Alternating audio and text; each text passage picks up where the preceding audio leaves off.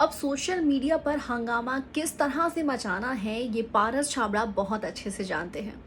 किस तरह से लाइमलाइट में आना है, अच्छे काम के लिए नहीं, किसी को गाली देकर, किसी को बुरा कहकर, उस तरह से पारस छाबड़ा बहुत अच्छे से जानते हैं। और ये पहली बार उन्होंने किसी को टॉन्ट मारते हुए, किसी को टारगेट करते हुए, किसी को अब्यूज करते हुए लाइमलाइट में आने का मौका नहीं देखा।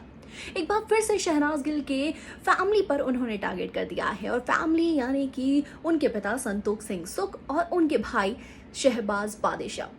दरअसल यहाँ एक इंटरव्यू दिया है आज के ही दिन पर पारस छाबड़ा ने। जो इंटरव्यू उन्होंने दिया है उसमें उन्होंने टारगेट किया है शहनाज गिल के परिवार वालों को। एक बार फिर से उन्होंने शहबाज बादिशाह और उनके पिता संतोष सिंह सुख के बारे में ये कह दिया है कि वो चाहते हैं कि ये दोनों बिग बॉस के घर में आए, और उसके बाद वो दोनों घर के अंदर जो भी काम करेंगे, पारस छाबड़ों को बड़ा मजा आएगा जब वो उन्हें रोस्ट करेंगे उनकी हरकतों के लिए। और हरकतें क्या होंगी?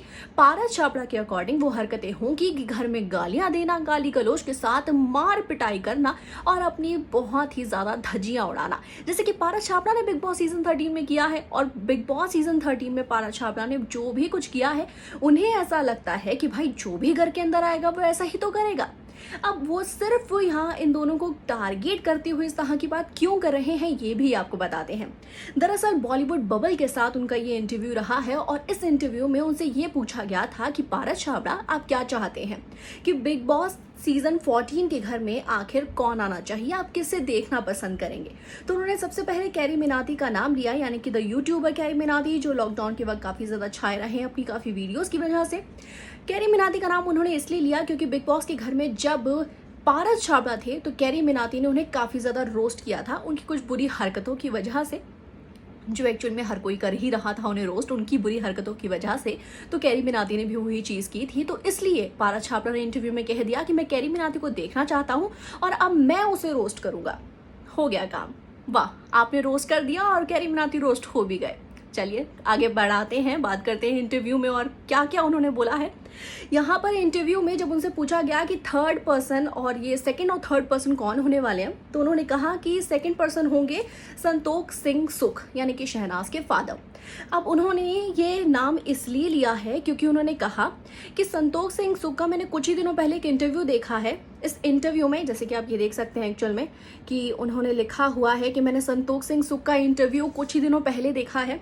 उस इंटरव्यू में संतोष सिंह सुख ने कहा था कि मैंने एक क्लिपिंग देखी थी बिग बॉस सीजन 13 की, जहां पर शहनाज सिद्धार्थ के बालों को खींच रही थी, और उन्होंने टॉन्ट मारते हुए मतलब बहुत फनी वे में ये चीज़ कह दी कि मुझे अच्छा लगा कि पारस का बाल उन्होंने नहीं खींचा, वरना अब ये बात तो हर कोई जानता है कि पारस विग लगाते हैं, उनके हेयर में कुछ प्रॉब्लम चल रही है।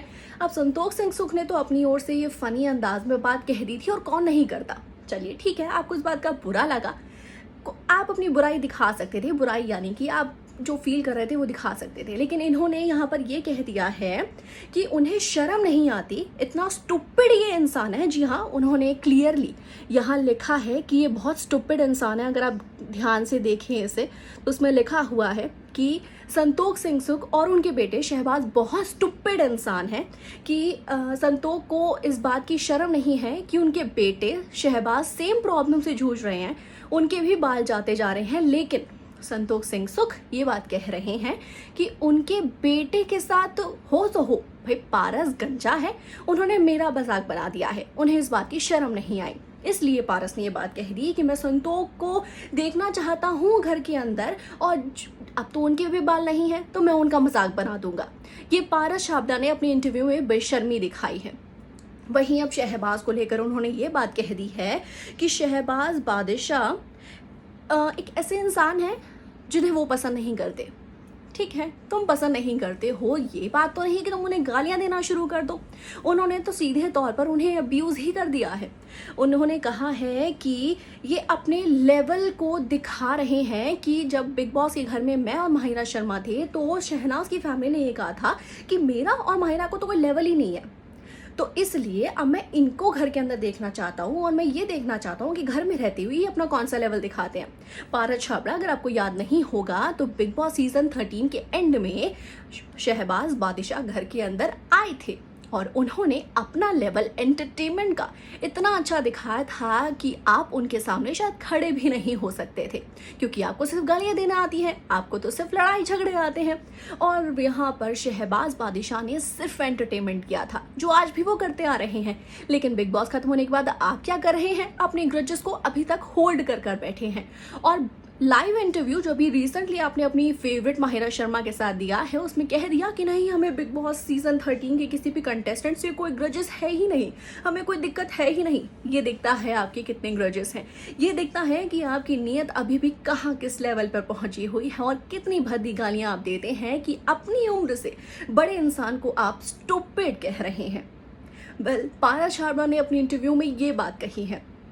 इस बारे में अब आप सभी क्या कहना चाहते हैं, हमें कमेंट सेक्शन में जरूर बताएगा। और इसी के साथ इस वीडियो को लाइक, शेयर और चैनल को सब्सक्राइब के बिना बिल्कुल ना जाए फॉर योर फेवरेट सिडनाजियंस, क्योंकि सिडनाजियंस यानी कि सिडनाज, सिद्धार्थ शुक्ला, शहनाज गिल, क्योंकि शहनाज और सिद्धार्थ शुक्ला की सभी लेटेस्ट अपडेट हम आप सभी के सामने लेकर आते रहते हैं। पर ये पारस छाबड़ा को लेकर कोई रोस्ट नहीं था, पारस छाबड़ा को लेकर कोई नेगेटिव वीडियो हम बनाने की कोशिश नहीं कर रहे थे, सिर्फ ये दिखाने की कोशिश कर रहे थे कि उस इंटरव्यू की एक्चुअल में सच्चाई क्या है। क्योंकि इस इंटरव्यू के बारे में बहुत ही कम लोग जानते हैं, सिर्फ ये बात जानते हैं कि पारस ने सिर्फ उन्हें टारगेट कर दिया है। लेकिन टारगेट करते हुए क्या क्या उन्होंने और बातें की हैं, इस वीडियो में हमने आपको ये बताया है। वेल, इस चैनल को सब्सक्राइब के बिना बिल्कुल ना जाए।